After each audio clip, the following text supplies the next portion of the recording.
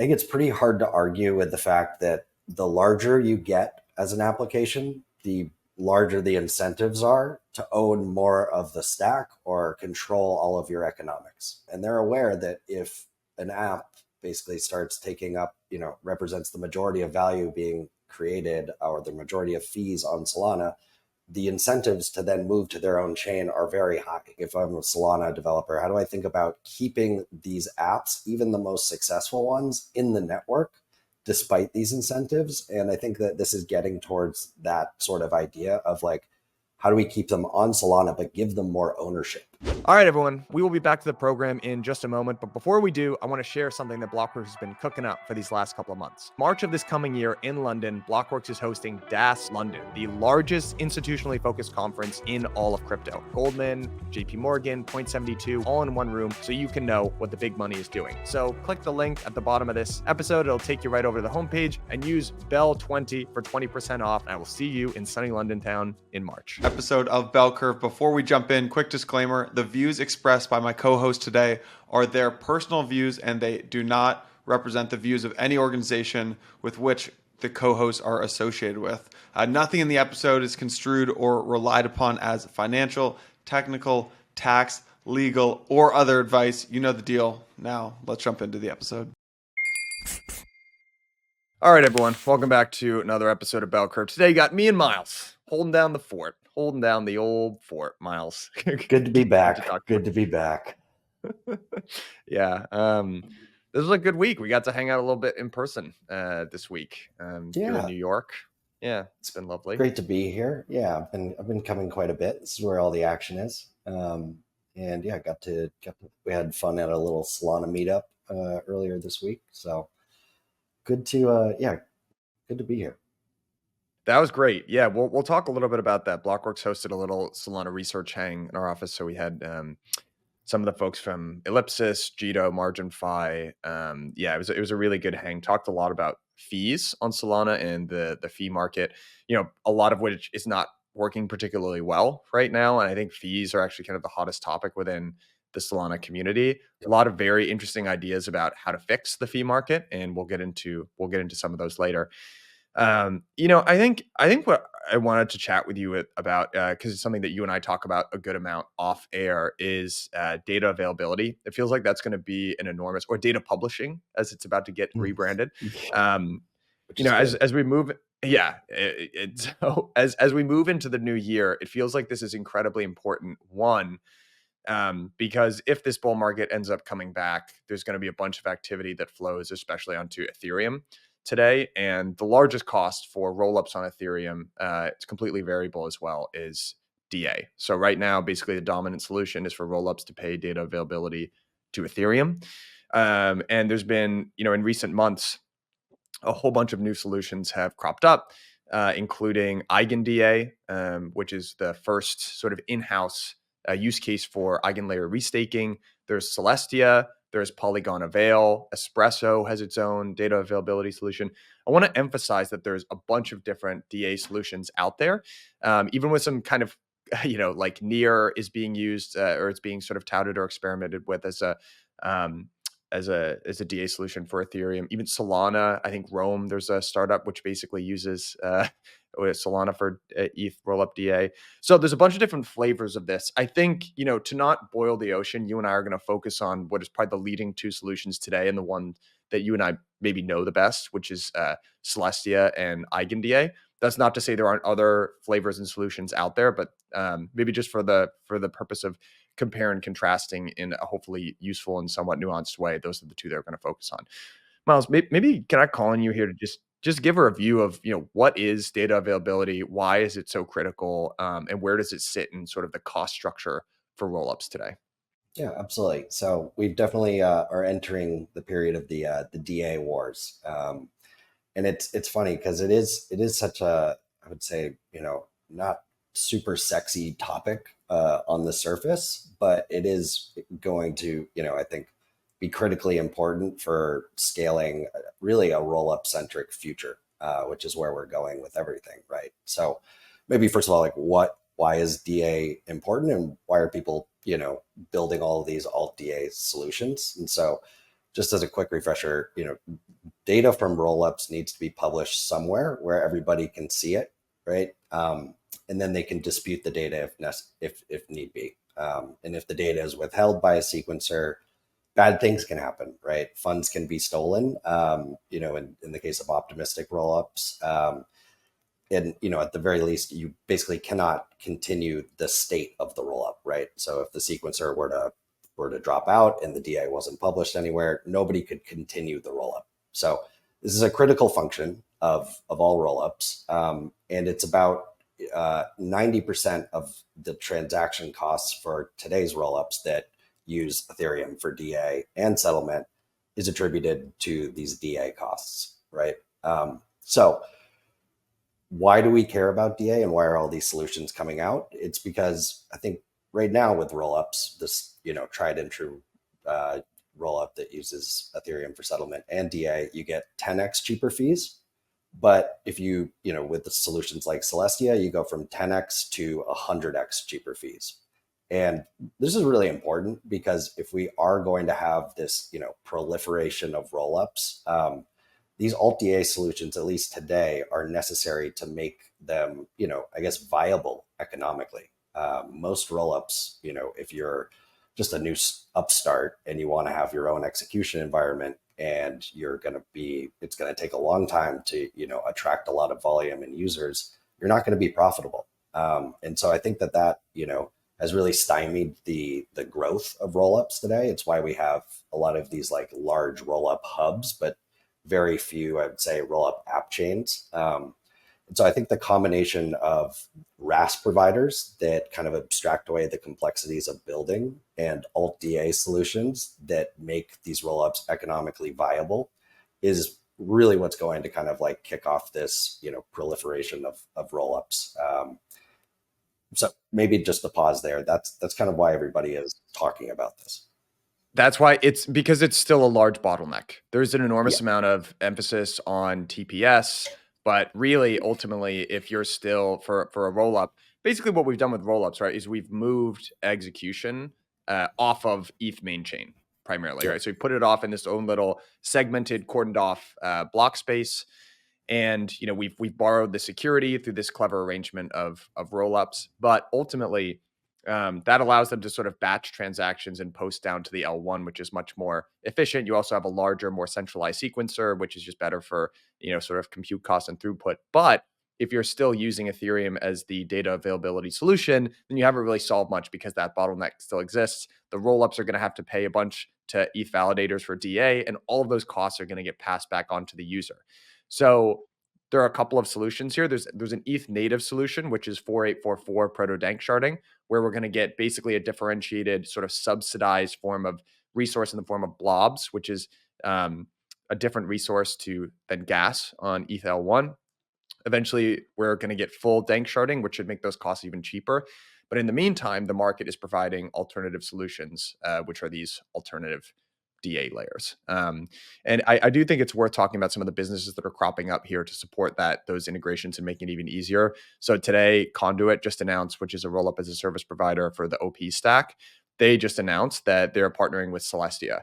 So you can imagine, the friction of starting your own app chain, to your previous point, a year and a half ago, where you basically had to do everything yourself. You're still paying data availability costs, ETH validators, but now with Conduit, you get a one-click. You can very easily spin up essentially your own roll-up app chain, and then if it integrates seamlessly with Celestia, you can pay cheap data availability costs. So, to your point, I think the frictions of launching your own chain is getting drastically lowered, even in real time. Yeah, it is. I was reading that Conduit thread, and just for fun, I clicked on the link to actually go deploy your own rollup, and it's shockingly easy. It's like actually a couple clicks, and then there's an option that says, do you want to use Ethereum? This gives you 10x cheaper fees, or do you want to use Celestia? This gives you 100x cheaper fees. And so if I'm putting myself in the shoes of like the next 100 roll-up developers that are going to come in as soon as this bull market comes back, right?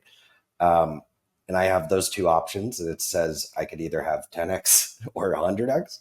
I'm probably going to choose the 100x. And I think that, today, Celestia has a head start. They've been, building. They are kind of the pioneers of modular blockchains in the first place, and really this concept of data availability or data publishing. And so, they've got a lot of integrations already with the large frameworks.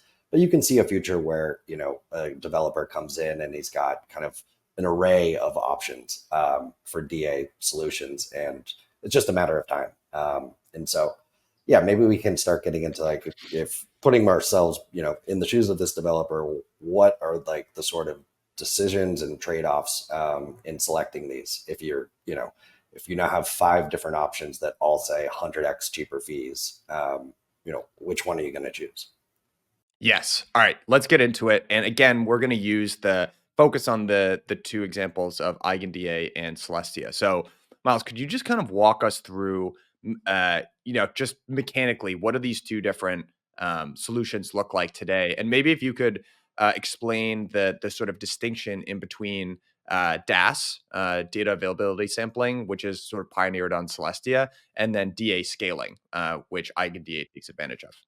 Yeah, absolutely. So maybe I think a lot of it does come down to those 2 concepts, and the truth, or at least what I've kind of observed, is that it's very hard to optimize for both. You can either optimize for DA scaling or DA sampling, and what that actually means is, with DA scaling, this is saying, okay, we want basically all this data to be available somewhere, but we want to keep the requirements of the node operators of this network very low.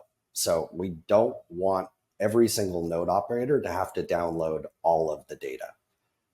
And the way we're going to do this is basically, if we have, let's say, 100 rollups and they all have data, and we have, say, 10 validators, instead of, just having, I guess, validator 1 download data from rollups 1 through 10, validator 2 download rollups from 11 through 20. We're going to mix and match all this data together in a complex configuration using something called eraser coding.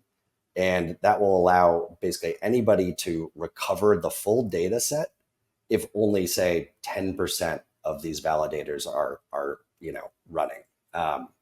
So that is, DA scaling. That's to say, okay, how do we basically optimize for, scaling the consensus bandwidth, or scaling the bandwidth of these of this network by not making every single validator download all the data. Now, DA sampling, this does not optimize for, I would say, like bandwidth scaling. This optimizes for basically everybody who is not a full node validator can verify that the data was published or not, even though they are not downloading all of the data. So with DA sampling, you're going to say, okay, we're going to have a very heavy validator set. Every validator is going to download all of the data. And we're going to basically, we can do this because we have optimized a separate chain, Celestia, right, to specialize in just making this, as scalable as possible. It's still pretty heavy for these full node validators. But if you are a rollup, a Celestia native rollup, and the benefit of this is really that you can, even if every single validator is lying to you, you will be able to find out through sampling this data. And so what that actually means is that all of the data is downloaded by the validators, but then it is eraser coded on the way out to another sort of network of light nodes. They call it this halo network, right? And through DA sampling, this halo network of light nodes can basically prove that, the data is being withheld, even if 100% of the validators were colluding. And you could not do this if you were optimizing for DA scaling, because each of the validators does not actually hold all of the data. And so it's really optimizing for, okay, do I want everybody in the world who is not a full node validator to be able to prove that the data is there or not, on chain? Or do I want basically to scale the number of the bandwidth that can go through this network, And, maybe I have some sort of trade-offs around the fact that it'd be very hard to, kind of recover this data if 100% of the nodes were malicious. Yeah. All right. That was a really helpful explanation. I want to caveat to the audience now. This is where you and I are going to leave sort of these formal definitions and maybe wade into slightly more speculative waters and just try to guess. Really, we're getting into pretty deep technical stuff here. I guess there's probably 50 people in the world that deeply understand the engineering sort of coding level implications of this. But I think it's important to poke at the implications of these two different constructions. So where my mind goes is, okay, what are the differences really in between these solutions if I'm a roll-up framework, right? Or if I have an app chain.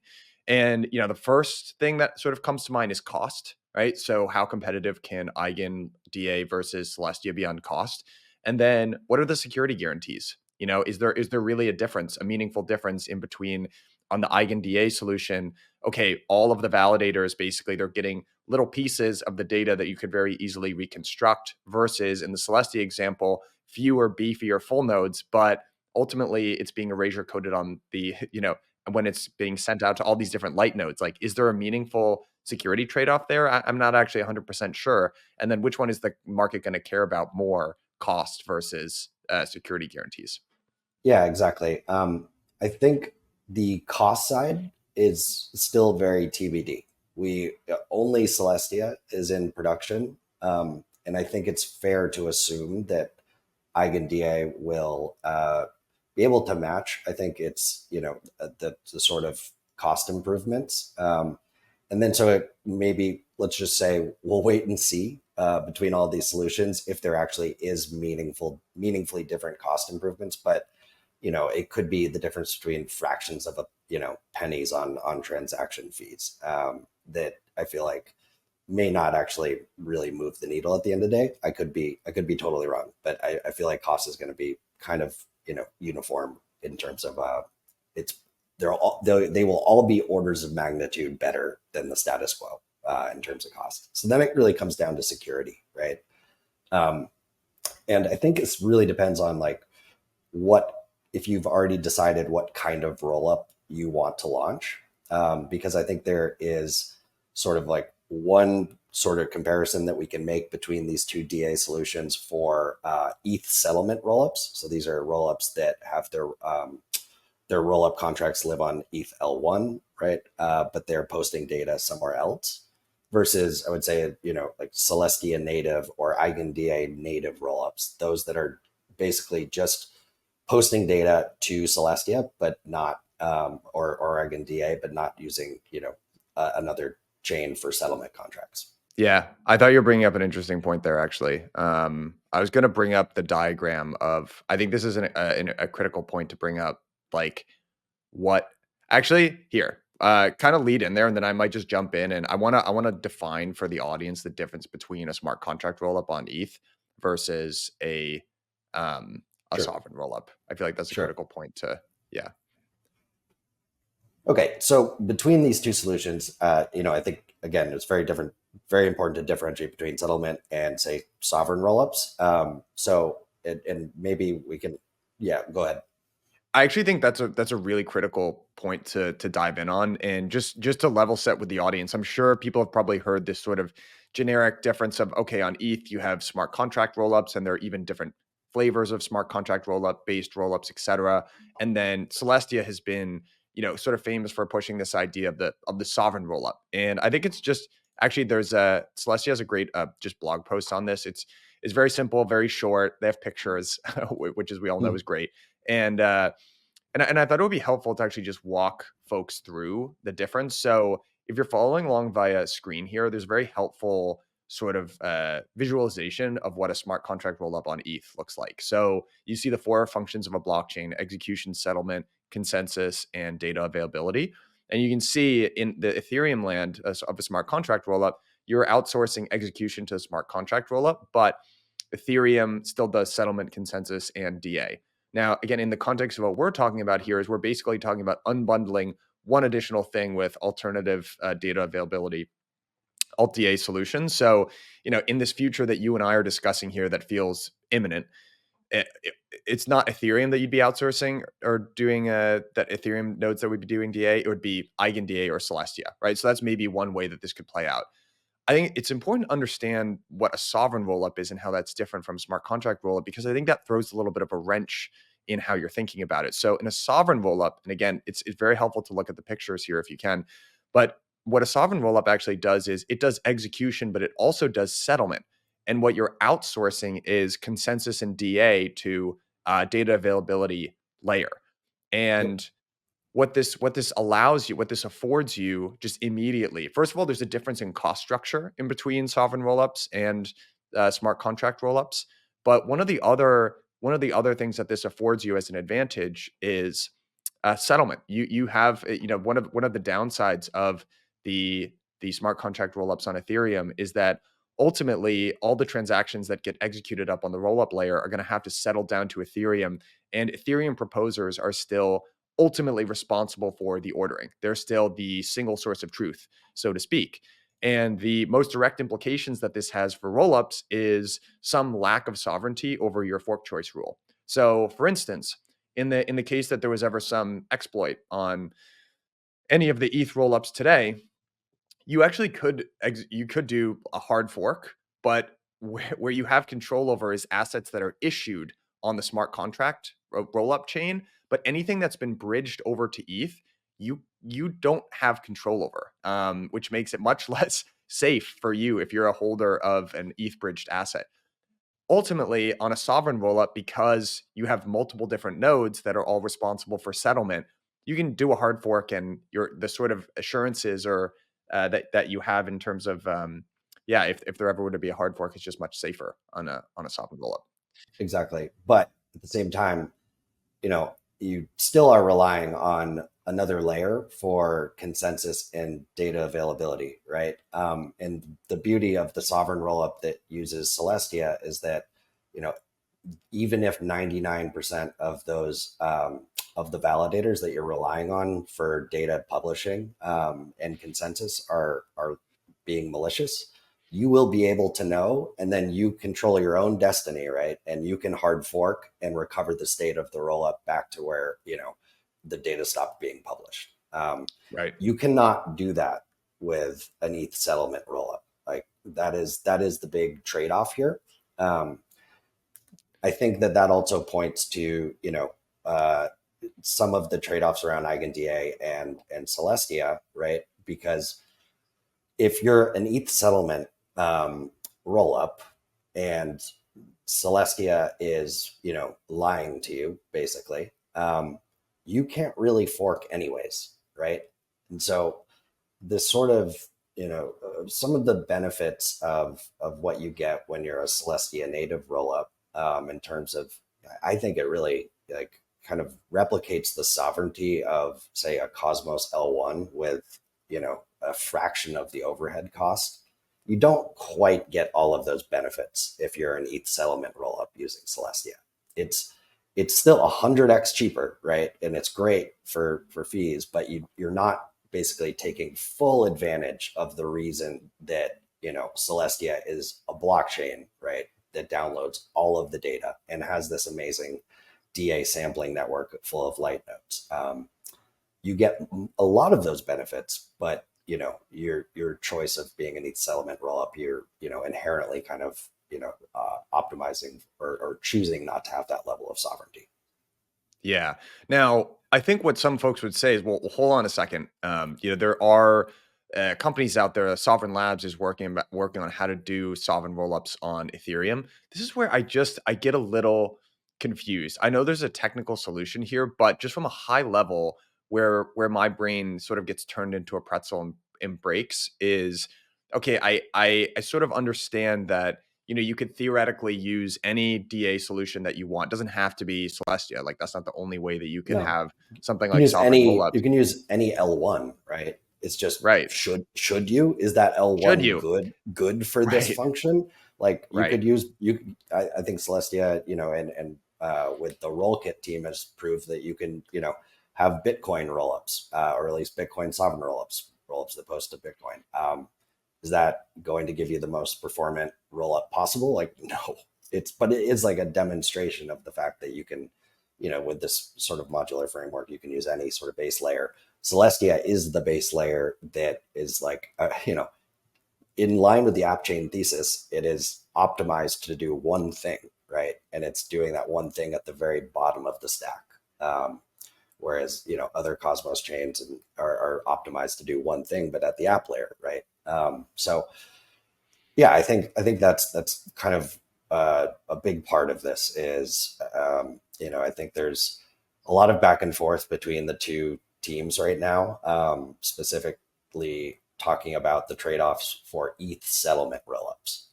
And I think that, it's kind of getting a bit confusing. I think so too. I think you nailed it. Okay. People sometimes sort of get a little bit distracted about, is it technically possible to do this? Yeah, it may be technically possible to do it. Is it feasible and is it realistic is the much more pertinent high signal question to ask. And I don't know. I don't have direct access to the costs, which I ultimately think is going to be, there's some element of this as well, is like, is DA going to be commoditized? To front run a little conversation that you and I had that'll be coming out in January. Like, is there Wagyu sort of DA, or is it just kind of good enough to attain the security guarantees that you want? That's something that the market is going to ultimately have to prove out. But then there's a sort of squishy or social layer and reason for choosing your DA solution where, like, I think, not to speak for you as well, but like, I'm not a huge fan of this ETH alignment sort of meme, but for the time being, I feel like it's still relatively powerful. So maybe EigenDA has a bit of a leg up there because, hey, you're still, okay, you're not explicitly outsourcing your DA to, or using ETH node validators for DA, but probably what's most likely going to happen is that ETH stakers are going to opt into, through restaking, running this DA sort of solution. So it's still going to it still kind of feels ETH aligned. And maybe that's what a lot of ETH rollups do. And whereas for Celestia, I think how I was thinking about it was initially sort of being very competitive with EigenDA on, stealing rollups, so to speak, competing for the same pool of ETH rollups and getting them to outsource to Celestia versus EigenDA. And to be clear, I think that's probably what's going to happen in the next like 6-9 months or so. And they'll compete, and Celestia will get some and EigenDA will get some. But I think what's started to excite me recently about Celestia is it's kind of I think Celestia's success will be determined by convincing the market and showcasing to the market that there is an alternative and in some ways superior construction of how rollups can happen. And from the perspective of a new entrepreneur that's building a roll-up framework or an app chain or something like that, I think the hearts and minds battle to win here is I'd rather build a sovereign rollup on Celestia as opposed to a smart contract rollup on Ethereum. Yeah, I feel like that's the critical thing to win. I think it's that's the long game, I think. But the reality is that today most rollups are ETH settlement rollups, so that's where the competition's gonna really in the near term, I think, heat up the most. And then later, I think with sovereign labs and once RAS providers or the frameworks themselves providing RAS services really launch, we'll begin to see the sovereign rollup as more of a viable option. But I think just to go back maybe to EigenDA and why it's positioning itself, like how it's positioning itself, it is even more specialized than Celestia. It's saying we're not just specializing to be a DA layer, we are specializing to be a DA layer to ETH settlement rollups only. EigenDA actually doesn't make a lot of sense to use if you're not an ETH settlement rollup. I could be wrong, but that's my sense. But I think they've said, okay, here's where most of the market is today. Let's build a solution that's even more specialized. And guess what? These rollups already have an ordering service in terms of living on Ethereum L1. That's where the settlement contracts are. So we actually don't need EigenDA to be its own chain with ordering and data publishing. We can just have this be a network of nodes that basically give data attestations. And because, this is where the ETH alignment thing comes in. Let's, maybe where to start here. Okay. So first of all, ETH alignment, because we are going to basically have these nodes also be Ethereum validators. And because we're optimizing for DA scaling, And because we want a very large network, right, of these EigenDA validators, and because the EigenDA validators are already running full nodes of Ethereum, we need to make this as light as possible. And so we're only going to send portions of the data to these node operators. And then they're basically going to attest to it through a protocol called proof of custody, and they're going to basically send serve data back to Ethereum.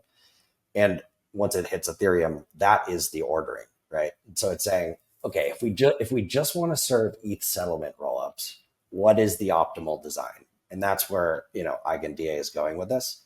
Now, the sort of other meta piece of ETH alignment here is that, let's be honest, if these DA solutions take off, that is the majority of L2 fees that would be going to L1 validators going to other networks, right? And so you and I have talked about this before, like the less bullish case for Ethereum is that they outsource so many of these costs elsewhere, right? That rollups only are using like ETH for settlement, and that's 10% of the fees that they pay today. So how do we continue to reward, I guess, the network that is, securing our whole rollup anyways? We might as well pay, if we're going to pay a network of nodes for DA, it might as well be the same, Ethereum validators that are securing our chain in the first place. So that's like kind of the other piece of this where they're, kind of pitching the alignment side. It's a very interesting question, and I've internally flip-flop about this quite a bit. And I think we're just going to have to see how this ultimately ends up playing out. But here, I think people really talk past each other on fees. This is going to sort of intersect with fees and the fee markets. But generally, there are two camps on Twitter that say fees are good. It shows that people are using the block space. There's demand for block space, which I agree with. Where I don't really agree is that people have started to contort Ethereum into a P&L and say this is ETH revenue. I don't agree with that. I view ETH as a commodity. And I think actually, and there's this concept of like, where is a network in its life cycle? Should you be at the value capture stage now, or if, because it makes it more expensive for devs, as opposed to in the beginning, should you be trying to lower fees and just attract new developers and users? And ultimately, the original purpose of fees are a gating mechanism or a rate limiting mechanism. It's against, Sybil attacks, right? A DOS attacks. Like that's the whole purpose of ETH or fees in general. And there's probably some concept of like a parabola here of where your optimal fees are. So if your fees are to use a really, hyperbolic example, if your fees are probably Solana's fees today are too low, like 0.0001 cents. You're not pricing your resources appropriately, and eventually you're going to overload the network. If fees were $1 million gas, per transaction, that'd be way too much. You're actually losing a bunch of transactions. There's kind of the concept of dead weight loss. There's some appropriate amount of fees, and fees up good and low fees good it's probably not the right way of. It's an optimization problem, and it's somewhere in the middle. I think another thing that I'm curious about as well, because I think it has direct implications for which DA solution ultimately ends up taking off, is like, what is the market structure going to look like for L2s? So something you and I have talked about quite a bit as well. Yeah. But I was listening to the Van Eck, Matthew, I'm blanking out, Matthew Siegel, I believe, of over at Van Eck Research, did an episode on Bankless where he was predicting the consolidation of L2s this coming year.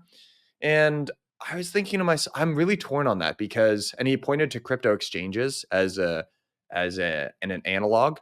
And yes, right now crypto exchanges are consolidating, but how long did that process take, Myles? It took years and years to do.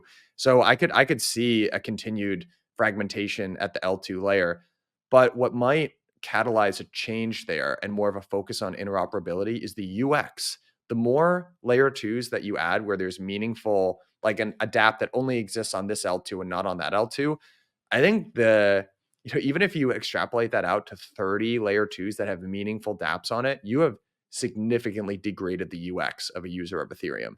And they're going to have to prioritize that. Otherwise, chains like Solana are going to ultimately end up succeeding. And this is where I think Celestia has an advantage as well, because they're a Cosmos chain. And not only do you have IBC over there, but there's also just more of a cultural focus on interoperability. Like the idea of Cosmos is starting out as a network of connected app chains. And I think honestly, I think it's probably already at the breaking point. Even if you didn't add any additional layer twos, the fragmentation just makes the UX shitty. Even if the bridges are great, it still sucks to have to bridge between these things. I don't know. So I think that might actually hasten and catalyze a change. And then that has implications for instance, EigenDA's decision to focus only on ETH2s. I don't know. That's, I think, another important question to ask. I mean, I think they're both not betting on the consolidation of L2s. I think if L2s, at least in Ethereum, consolidate into like a couple major hubs, then these DA solutions don't really have businesses, in my opinion, because it's just the number of customers are extremely low, and those roll-ups can probably be profitable on their own if that's the case, without having to use these alt-DA solutions. So I think the alt-DA solutions are the precondition for there to be this like huge web of roll-ups, and then we deal with the interoperability problems, or we just deal with like a lot of improve the onboarding experiences so that you don't necessarily need to like be bridging across. Maybe you're like using Privy to spin up a new wallet for an app chain that you just want to try out, right? And then if you really like it, you can bridge some assets over later from your main wallet. So anyways, I think that's definitely a part of this, but it's not. I think it's slightly separate, and I think that I think you are right in that the proliferation of like rollups is probably it's just going to be a little bit like the UX is going to be probably a little bit better in the Celestia world, just because we in Cosmos has been kind of preparing for this, and they have IBC and a lot of things. Although this week people tried to buy some bad kids, and it seemed like nobody had a good experience in Cosmos anyway. So there's like a long way to go, even with the ecosystem that's been preparing for this future since inception, right? It's a really good point. I think I texted you and I was like, dude, I was a little bit ahead of the curve, but I was like, I'm trying to buy a bad kid. I literally can't figure out how to do this. And it's been a while so sad. Yeah. I know. I know. Well, but it actually doesn't feel like it's that wild. It feels like a solvable problem, at least in Cosmos. And where I was actually getting hung up specifically is in Kepler. Usually your experience with, if you have a Phantom or MetaMask or something like that, and you connect to a DEX, it will just see your account balances and you can trade. Where I was getting hung up from the Kepler UX experience is, you can log on to something like Osmosis and it'll see your Kepler wallet. But because there are actually multiple different chains, it doesn't just pick up your account balance. You actually have to deposit into Osmosis, which is, it's just, look, is that wickedly complicated? No. Was it confusing for me as a crypto native? Yeah, it was actually confusing for me. It just added a little bit of friction. And when you're in a bull market, those frictions are actually critically important. This is when all the users come in, right? The meta is going to change. It's already changing. No one really spends on marketing. Everyone builds product during bear markets. That is going to change. This is when all of your users are going to come in the next year. Like, you're going to grab as many of them as you possibly can. You're going to try to hold on to them through the bear market, and then you're going to repeat it. And UX is going to be a big thing. And for both Cosmos and Celestia and Ethereum, not picking on any of these ecosystems, we are going to have to figure out interoperability in what because I already think, for as many changes as there are on Cosmos and Ethereum, let's say we get no additional new ones, it's already broken. Like, bridging sucks. You should only have to do that when you're moving between big trust zones or ecosystems. It's too, there needs to be better interop. I view it as a massive impediment. I think, a couple things there. So I think there are some UX tricks that will be coming in on the Cosmos side, like with, I think, next month's SDK upgrade, you'll have fee abstraction, so you can pay fees. You can pay gas fees in any token. You don't need a new token for every chain you are active on, and there'll be lots of like kind of one-click tricks. So even though these assets are like held on different chains, if you say I want to trade on Osmosis, it's going to abstract away that hop that got you in the background. So these are like the things that you don't really even learn until a bull market comes back and like new users come in who haven't used it, and you're like, oh yeah, shit, we should figure that out. And then I think just Props to Skip, by the way, who's just going so far out of their way to help with this. Sam Hart did this great Twitter post a couple days ago. Hey, if anyone's using Cosmos and there's something on the UX, like I will help build this. So props to Skip on just dedicating scarce company resources to just doing good things for the ecosystem. Like those guys are the real heroes. Yeah, they are. They're grow the pie for Cosmos. And then I would just say two more things on the interop that I think give me hope is one, this sort of intense or market maker based bridges where the complexity and the risk, so maybe like the settlement time and all of that complexity is pushed on to the market maker, and the user gets basically their order filled on the destination chain immediately, or destination roll up immediately. We have projects like Across are kind of spearheading this, but I think there's a lot more coming. And then the other piece is, all of these storage and state proof providers, I think are going to help a lot, right? So let's say you have an app on, Starknet, and let's say it's a lending and borrowing app on Starknet. If I want to use this app, I actually may not even have to move my assets from ETH L1. So this app is going to say, give me a storage proof to show what your account balance is on L1. Okay, based off of that, you can borrow off of that collateral without actually having to bridge these things. So I think that technology is going to take a little while to get really, I would say, implemented into a lot of dApps. But between that and then with bridges moving towards pushing the shitty wait times, the settlement risk to market makers who are going to front you your liquidity, like we're coalescing on some models that actually I think are going to begin to solve these things, but they may not be ready in time for this bull market.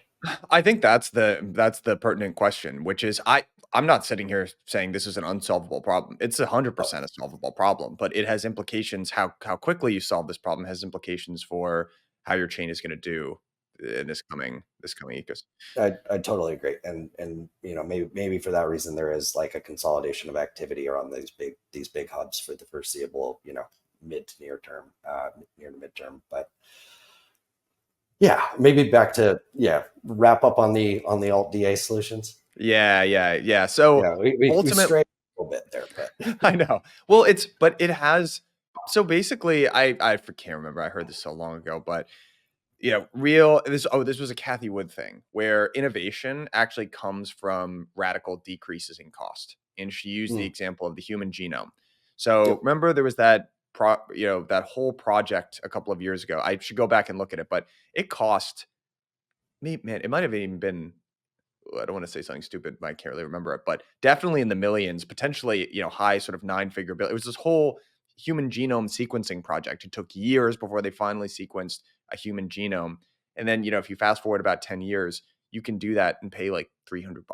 I mean, so then the amount of things that you can do with, build businesses around on that now that it's economical, you just sort of get this explosion in innovation. And I do at the same time that everyone is starting to fade the app chain thesis, etc., we're about to get a massive unlock in costs and explosion in economics for roll-up frameworks. And I don't know.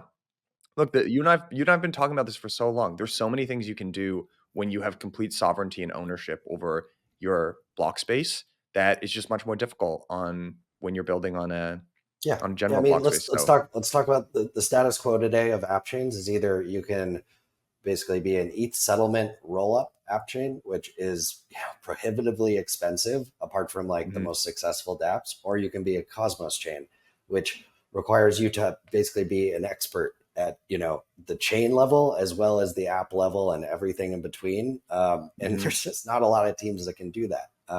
Where we're moving the future is we have those two options still, but now we have two new options. We have ETH settlement rollups that use alt DA solutions. So now you can do, as easy couple clicks with Conduit, and also have a economically viable rollup if your app is, gets some decent amount of usage. Or can be a sovereign rollup on Celestia, which I think gives you pretty much as close as possible to the full sovereignty and all the benefits you'd get with a Cosmos chain without having to deal with the overhead, right? And so now we've got, I would say, like cheaper and almost equally good version of a Cosmos chain, and we have a cheaper 100x cheaper version of an ETH settlement rollup. And so that just opens up the market, right, to more. To this model is now viable for so many new applications. When today they're just not viable, or like teams don't know how to build a whole chain. Yeah, and you know what? Actually, one even additional stop on this. I feel like of all of the little metaphors and things that you and I have talked about in the last year on the show, I think this kind of sovereignty, ownership over your block space spectrum is going to ultimately probably come down as maybe the most useful way to think about different applications today. And if, again, sort of to use if you have all the way over here, like total composability, atomicity between different, atomic composability between different dApps, a dApp on ETH L1, and then a full stack app chain over here. There are so many different flavors in between, and there's a spectrum of trade-offs, which is now being, I think, meaningfully explored. So maybe on maybe a sovereign app chain would be, one step to the right. If you're following along the video, I'm doing my hands of a full stack app chain. Then maybe there's something like a OP stack. The law of chains, your OP stack law of chains type thing over here. Another interesting new rung, I think, that just got added to that actually is this very interesting debate around fees in Solana. So this sort of came out of this research discussion that we're both at, this week.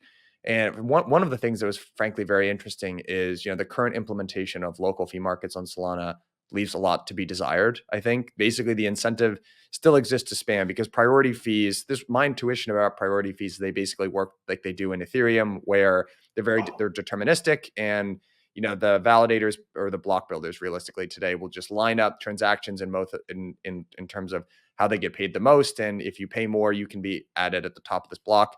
But Solana has multiple different cores, and the priority fee isn't as deterministic. So the incentive actually still exists to spam. So they haven't really, they've helped it a little bit, but they haven't totally fixed it.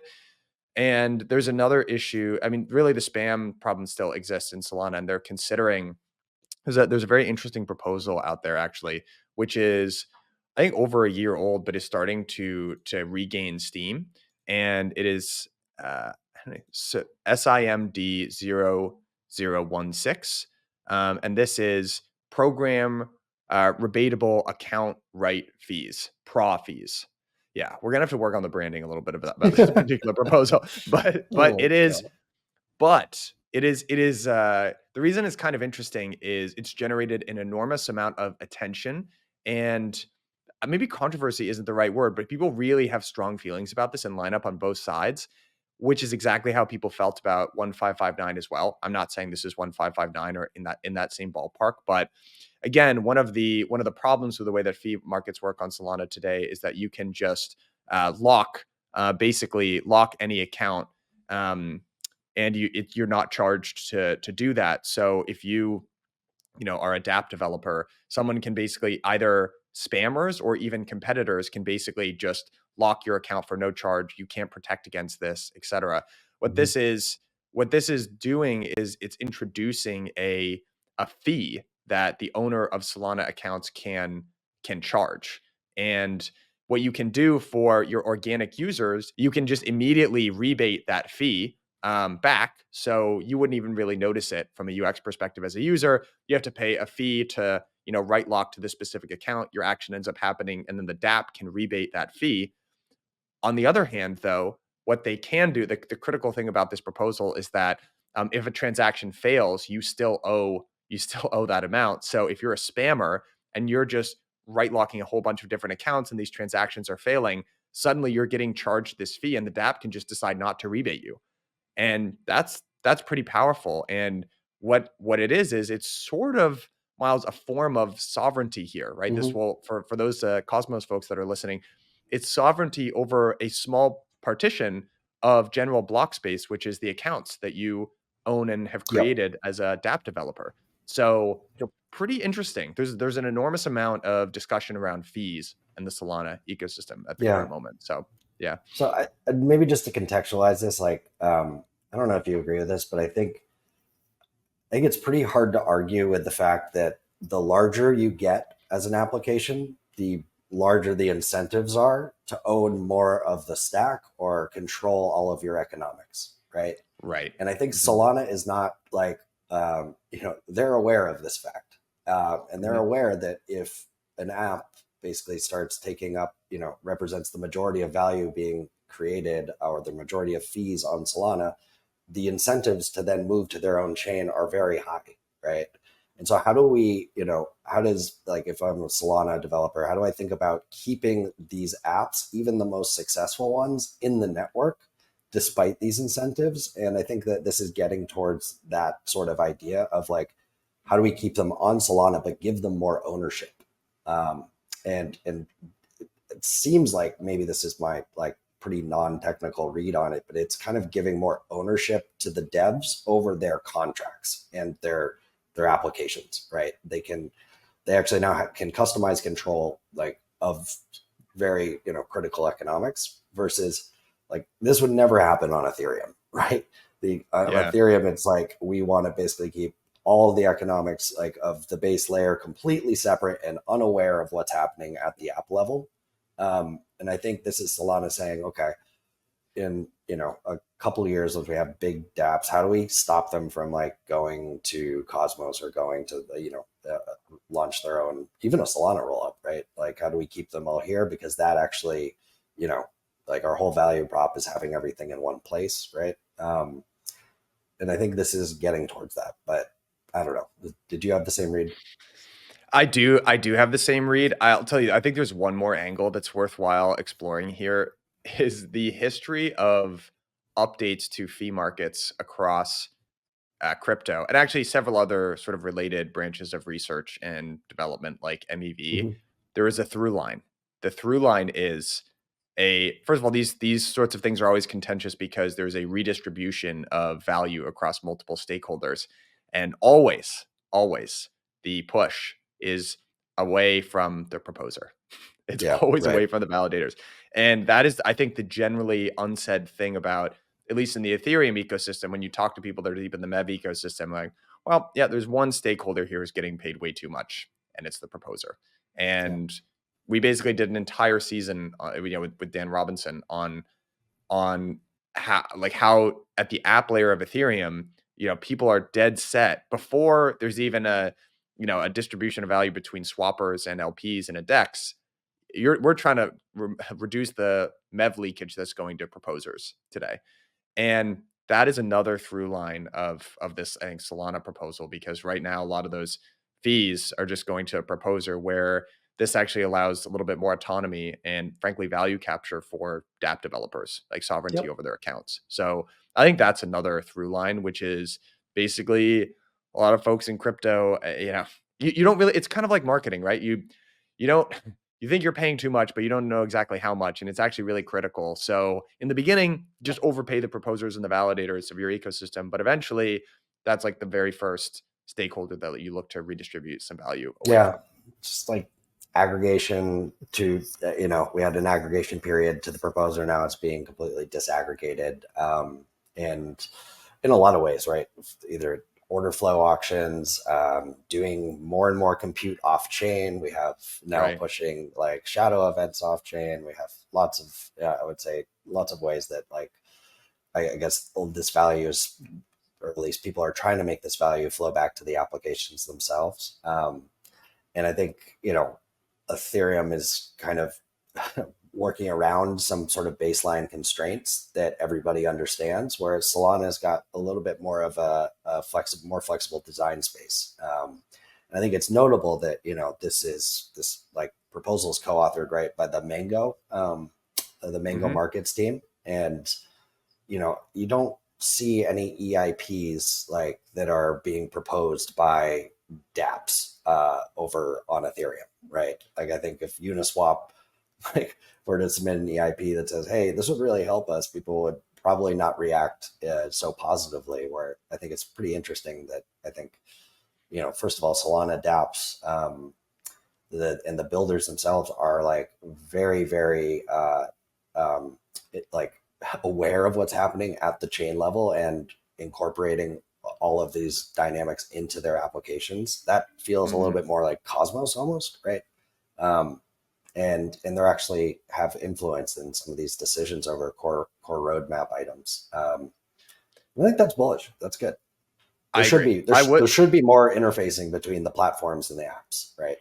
That just makes sense. It's a platform for apps.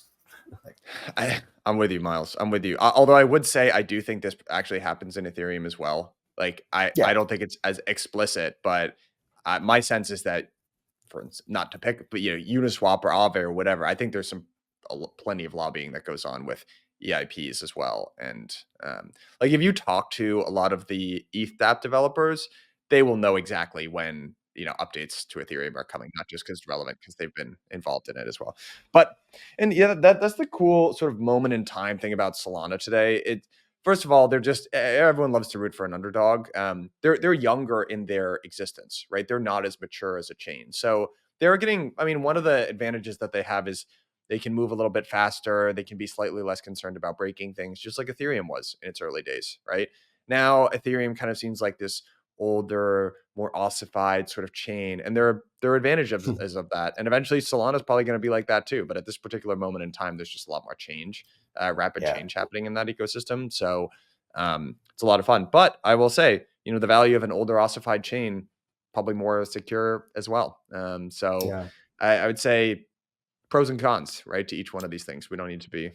I agree. It's like Ethereum's doing kind of incumbent things, right? But they on the flip side of that, it's the Lindy, right? That I think for especially financial applications, like there is no kind of substitute for trust. So yeah, I agree. It'll be interesting to see how it plays out. And when, we kind of keep going back from like right now, it's all about cost and interoperability problems, like which sort of ecosystem already has that solved, like Solana. But then I think we'll probably over-index towards these big, like, general purpose platforms. And then we'll come back to the app chain thesis once, there are new viable models that have been battle tested. So I think it'll just kind of go back and forth for a little while, and then we'll find some equilibrium.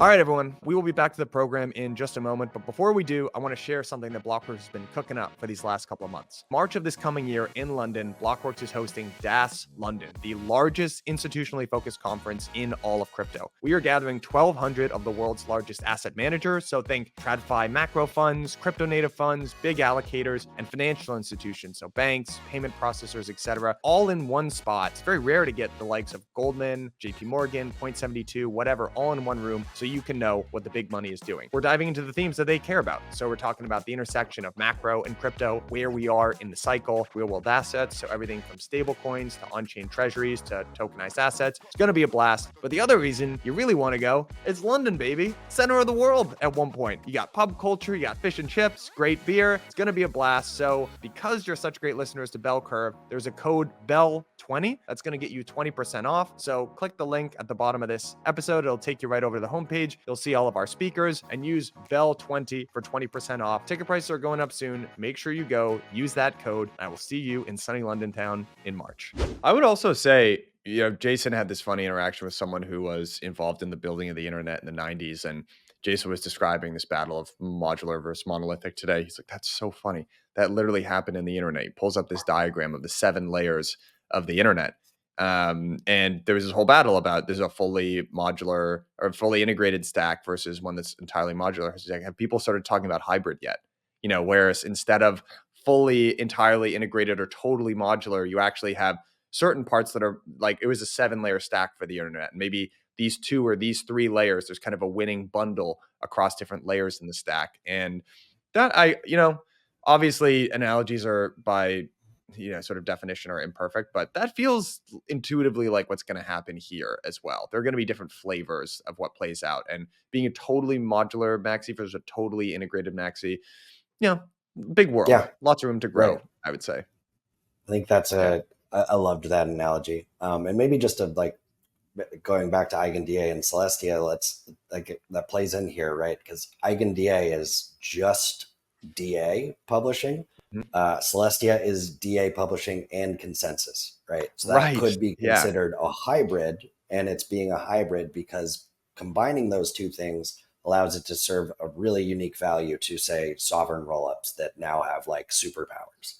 Hmm. But if you didn't combine those two things, maybe that's better for ETH settlement rollups that don't have those superpowers, or maybe they're the same. I think, yeah, maybe just to wrap up on that, like I think it's super emergent. I don't think like the product trade-offs are going to really like come through to most developers for a long time. Mm. I think brand is going to be extremely important in messaging here.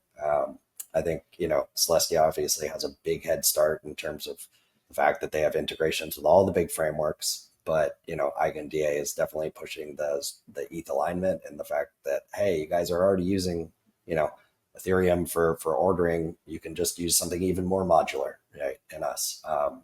And so, yeah, we'll see how it plays out. But I think it will be interesting. I agree. I agree. Now, one more thing to cover here, and we're departing a little bit from the crypto nativity, but just we're nearing year end, and we should actually do a predictions episode. I was thinking, I've got a couple things that I've been thinking about. I know, putting you on the spot, but one thing that's as we're nearing the close of the year here, so moving a little bit out into the world of more macro, we had a really important, probably the most important FOMC of the year that happened yesterday. So Wednesday. FOMC is when, Chair Powell at the Federal Reserve will say, hey, this is basically, we're raising rates, we're leaving them unchanged, or we're lowering them. He left them unchanged, but he did show a dot plot, which is an aggregation of how other folks at the Federal Reserve see interest rates playing out over the course of the next year. And they were basically pricing in 3 cuts. So the dot Mhm. plot and what the market ends up pricing in are two different things. The dot plot has been wrong in the past, but it was a very dovish sort of conference. And it just strikes me going into this year, this new year, that a lot of stuff that was headwinds, like here's why it sucks so much when a bear market, you can feel it coming on. It's just, there's no light at the end of the tunnel, Miles. It's just so everything is going against you at the same time. So you have the macro regime, you have rates going against you, which sucks. You've got this psychological, okay, it's historically played out in 4-year increments. I know it's going to be at least 2 years of absolute crap. There was that. You had the regulatory stuff that was moving against us simultaneously in the US. It's just everything was going against you. But now, I don't know. So first of all, you're moving back into a positive sort of bullish regime for assets, liquidity, all that type of thing that we know crypto does super well in. You've got a potential Bitcoin ETF, and within 30 days, and then also the halving in April, which has historically been really positive. You've got a positive regulatory environment here. So courts have pushed back on a lot of the what's been going on with the SEC. I don't know, baby. We got headwinds turning into tailwinds is how I'm Yeah. feeling going into this next year. So, and all of this cool stuff that the infra has come a long way. So I'll be honest, like I've been less active on chain during bear markets. I've been much Yeah. more active recently, and it is a much better experience than I remember in a really relatively short period of time. So Yeah. I don't know. I'm just super optimistic and excited going into this year, is how I feel. I agree. Like I don't closely track these macro developments. I basically rely on you for that. Mm. But it did feel a little weird when like crypto felt like we are back. But rates, there were really like no tons of news about like rates coming back and the rest of the non-crypto market coming back. So it's more like, it's always a little it's less certain in terms of like whether or not a bull market's back when it's just crypto ripping. So Mm. maybe this is the start of like other things, or maybe crypto just front runs. Like a lot of these announcements are like general sentiment. I don't know. I think it does. I think crypto front runs expectations around liquidity. I think it's actually become a pretty decent indicator for that. I think it's why it did so poorly so fast back in 2021 when they did their pivot. And that's why I think it's doing well now. I think probably, yeah, the economy looks like it's I don't even know if the economy is picking up, but there's a more bullish environment for asset prices, especially risk assets. So yeah, even like bad kids went up. we're in great shape. Cosmos can have like an expensive NFT. This is great. Let's go, baby. We love the bad kids, dude. You have a great bad kid. I didn't even realize how you've got a very exclusive good one. I will reveal my bad kid at one dude, you got to make that the profile picture. That's a little flex. You got in early. You got a bad kid from a while ago. I was gonna open you up. You're gonna get some airdrops. I can't abandon my Casey Affleck PFP. I love that. It's my logo. I think it's so funny. Wait, you were at Cosmoverse or something a little while ago, and they put that the organizer just assumed that was you. Yeah, exactly. I was like speaking at Cosmoverse, and there's just a huge picture of Casey Affleck wearing a Dunkin' Donut or like a Bruins hat in the background, like smoking a cig or something like that. And yeah, that was funny. Yeah, all my friends got a kick out of that one. Yeah, white Boston guy. This checks out. This is exactly what I was picturing. Basically, this feels exactly right. So funny. Oh boy. Yeah. Anyways, it's good stuff. All right, partner. Yeah, we are. Yeah. Well, knock on wood, but yeah, it's looking better. Yeah, sure. All right, partner. This was a fun one. Have a great week.